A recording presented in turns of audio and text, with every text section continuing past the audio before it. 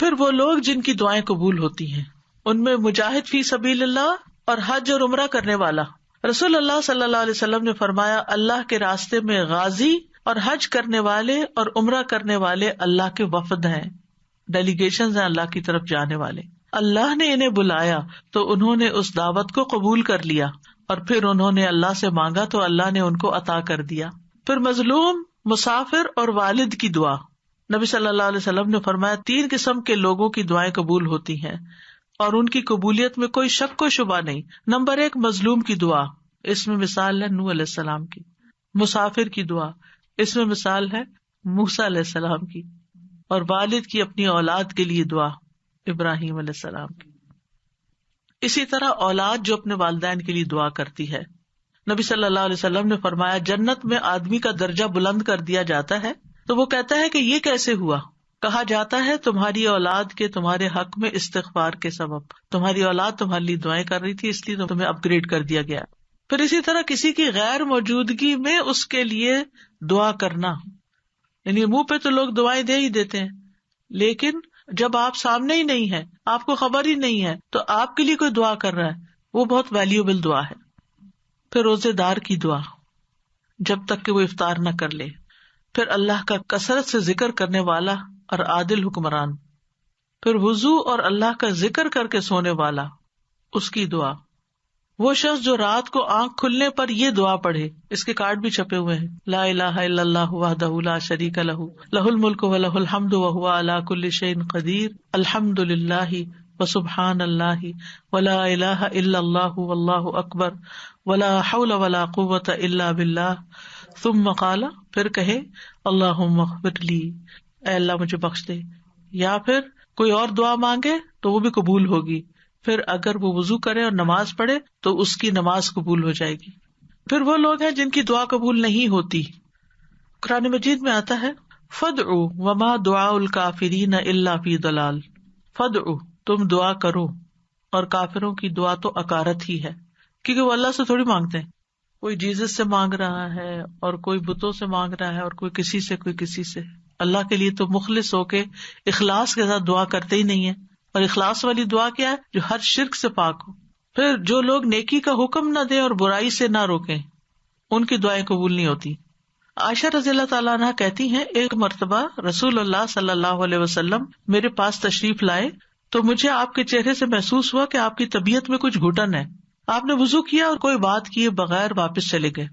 میں نے حجروں سے قریب ہو کر سنا تو آپ فرما رہے تھے اے لوگو، بے شک اللہ عز و جل فرماتا ہے کہ نیکی کا حکم دیا کرو اور برائی سے روکا کرو، اس سے پہلے کہ تم مجھے پکارو اور میں تمہاری دعائیں قبول نہ کروں. تم مجھ سے سوال کرو اور میں تمہیں کچھ عطا نہ کروں، تم مجھ سے مانگو اور میں تمہیں نہ دوں. پھر اسی طرح ناسمجھ کو مال یا اختیار دینے والے کی دعا. قرآن مجید میں آتا ہے وَلَا تُؤْتُوا السُّفَهَاءَ أَمْوَالَكُمْ، یعنی بے وقوفوں کو اپنے مال مت دو، یعنی جن میں ان کو مینج کرنے کی صلاحیت نہیں ہے، نہ تجربہ کار لوگ، ان کو نہیں دو، پیسے ضائع کر دیں گے. تو بہرحال یہ کچھ آداب تھے، اور اس کے ساتھ ہی یہ کہ کون سے لوگ ہیں جن کی دعائیں قبول ہوتی ہیں، کون سے اوقات ہیں، کون سی جگہ ہیں. اور آخر میں یہ کہوں گی کہ ہمیں اللہ تعالیٰ سے کثرت سے دعا کرنی چاہیے، اس سے مانگتے رہنا چاہیے، کیونکہ ہم محتاج ہیں.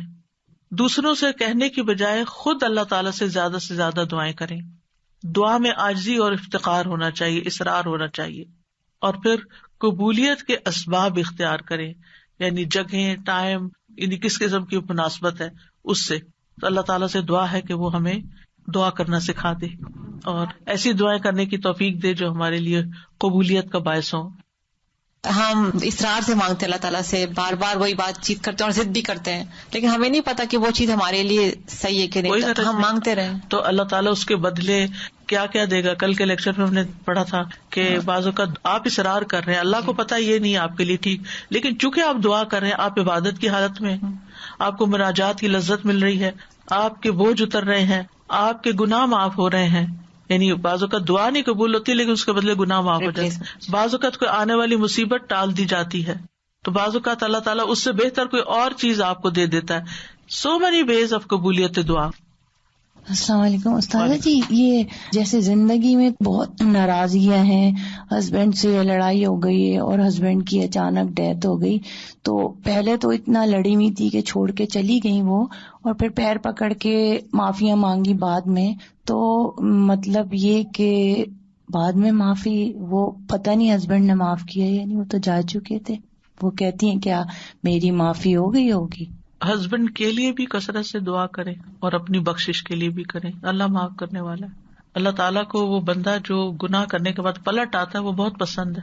ایک اور, جیسے جب ہم نماز پڑھ رہے ہوتے ہیں تو ایسے اللہ تعالیٰ کی بڑائی بیان کرتے ہیں, جیسے سبحان اللہ و بحمدہ عدد, تو وہ ہم درود شریف اس کے بعد پڑھیں اللہ کی بڑائی بیان کر کے؟ نماز کے اندر درود شریف اینڈ میں اتحیات کے بعد ہے, اس وقت ہوگا, اور اس کے بعد دعائیں ہوں گی. دعائیں رب جلنی جو پڑھتے ہیں وہ درود شریف کے بعد ہی پڑھتے ہیں نا. جی جی, یہ کہہ کے بھی پڑھ سکتے ہیں نا, یا بدیع السماوات یا حیو یا قیوم انی اسالو کا, یہ بھی کہہ کے اسٹارٹ کر کے پڑھ سکتے ہیں. بالکل, جزاک اللہ. استاذہ جی, یہ جو کہتے ہیں نا کہ ہم اپنے والدین کے لیے دعائیں مانگتے ہیں تو ان کے جنت میں درجات اللہ تعالیٰ بلند کرتے ہیں. الحمدللہ ہم سب کی یہی ہوتا ہے کہ ہمارے ماں باپ اللہ کی رحمت سے وہاں ہو, نہ ہو تو پھر کہاں کیا ہوتا ہے, مطلب نکل آئیں گے جہاں کسی اور مشکل میں ہے تو ان کی پھر لگتی ہے. ایمان کے ساتھ تو امید ہے نا یہی. نہیں, انشاءاللہ امید تو بالکل سب کو یہی ہوتی ہے کہ وہاں ہے, لیکن یہ کہ اگر کہیں اللہ نہ کرے کہ کہیں اور بھی ہیں یا ان کا حساب سخت ہو رہا ہے یا کوئی اور ایسی مسئلہ آ گیا ان کو, تو اس سے نکل آئیں گے دعاؤں کی بدولت. آپ نے دیکھا ہوگا کئی لوگ خواب میں آتے ہیں اور خواب میں آ کے کہتے ہیں ہمارے لیے دعا کرو یا ہمارے لیے صدقہ کرو, یا اپنی کوئی پریشانی بتاتے ہیں, یا آپ ان کو برے حال میں دیکھتے ہیں تو پھر آپ ان کے لیے صدقہ اور دعا وغیرہ کرتے ہیں. تو میں کہیں پڑھ رہی تھی کہ کسی کے اوپر قرض تھا اور اس نے خواب میں اپنے بیٹے کو بتایا کہ میرے پیسے فلاں جگہ رکھے ہیں, اس سے قرضہ ادا کر دو. تو یہ اللہ کی مدد ہی ہوتی ہے کہ اچھے حال میں بھی انسان دیکھتا ہے, اچھے حال میں بھی دیکھتا ہے, تو انشاءاللہ اچھے ہوں گے. لیکن یہ غیب کے معاملات ہیں جن کا ہمیں بہت کم علم دیا گیا, کوئی گارنٹی نہیں کہہ سکتا کسی کی بھی نہیں.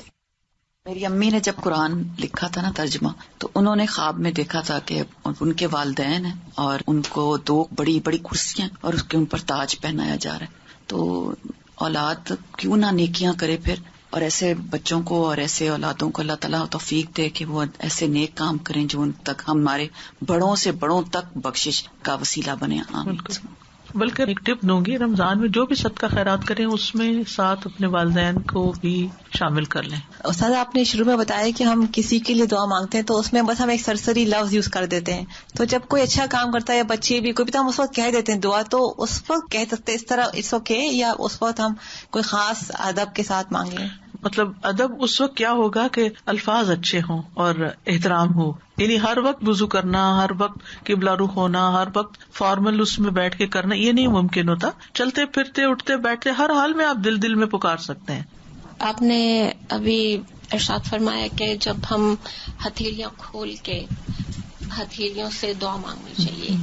جی, تو جب ہم سجدے میں جیسے دعا قبول ہوتی تو ہمارے تو ہاتھ یوں ہوتے ہیں, تو ہم ان کو یوں کریں. نہیں, سجدے میں ہمیں نہیں پھیرنا. سجدے میں تو پوزیشن ہے نا سجدے کی, وہ تو آپ سجدہ کر رہے ہیں. جی, اور اس میں دعا آ گئی. لیکن جب آپ دعا مانگ رہے ہیں تو اس وقت دعا کی پوزیشن میں آ جائیں گے, یعنی سجدے کے علاوہ جب دعا مانگ رہے ہیں. اور روزے پہ کہتے ہیں نبی صلی اللہ علیہ وسلم کے کہ وہ خود ہمارے سلام کا جواب دیتے ہیں. جی ہاں, تو ان کو ہمارا سلام پہنچایا جاتا ہے. جی ہاں. تو وہاں ہم نہیں ان کو وسیلہ بنا کے دعا مانگ سکتے. یہ کسی صحابی نے نہیں بنایا. اچھا, دیکھیں جب حضرت عمر نبی صلی اللہ علیہ وسلم کی وفات کے بعد دعا کروانے گئے تھے تو حضرت عباس کے پاس گئے تھے, قبر پہ نہیں آئے تھے. ٹھیک ہے, اوکے. سبحانک اللہم و بحمدک اشہد ان لا الہ الا انت استغفرک و اتوب الیک. السلام علیکم و رحمۃ اللہ وبرکاتہ.